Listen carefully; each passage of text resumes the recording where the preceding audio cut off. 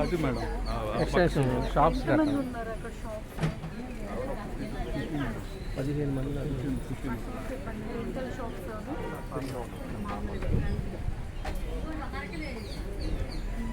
ఇవన్నీ బాగానే జరుగుతున్నాయా? పబ్లిక్ బాగా వస్తారా?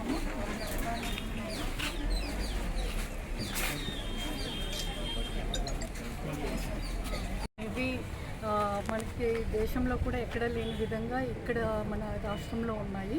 ముఖ్యంగా ఈ రైతు బజార్లలో రైతులు దళారులతో మోసపోకుండా వాళ్ళే వచ్చి డైరెక్ట్గా వాళ్ళు పండించిన పంటను అమ్ముకోవడానికి అన్ని సౌకర్యాలు కల్పించడం జరుగుతూ ఉంది.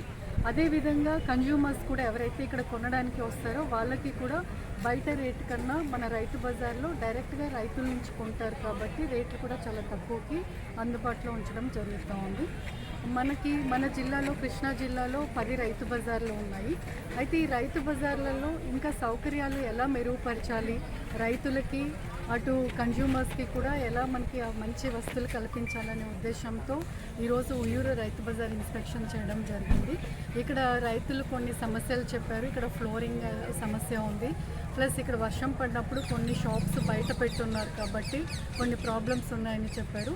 వీటన్నిటికి కూడా ఎలా పరిష్కరించాలి అనేది ఆలోచించి చర్యలు తీసుకోవడం జరుగుతుంది. సమస్య ఏంటంటే చిన్న చిన్న బేరగాళ్ళు కొనుక్కొని పోకపోగా మిగతావి కన్జ్యూమర్స్ కొనుక్కెళ్తున్నారు. ఎక్కువగా వినియోగదారుల నుంచి వచ్చే సమస్య ఏంటంటే మంచి వాళ్ళు ఎత్తుకుపోగా మిగతావి మేము అనుకుంటున్నాం. అంటే ఇప్పుడు రైతులు అలా ఇస్తున్నారా లేదా ఇక్కడికి వచ్చిన షాపు వాళ్ళు అలా ఇస్తున్నారు?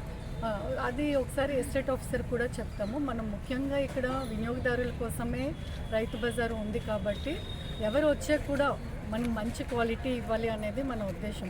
మంచి quality at best price provide చేయాలి అనేది రైతు బజార్ ఉద్దేశం కాబట్టి అది లేకుండా అన్ని చర్యలు తీసుకుంటాం. Thank you.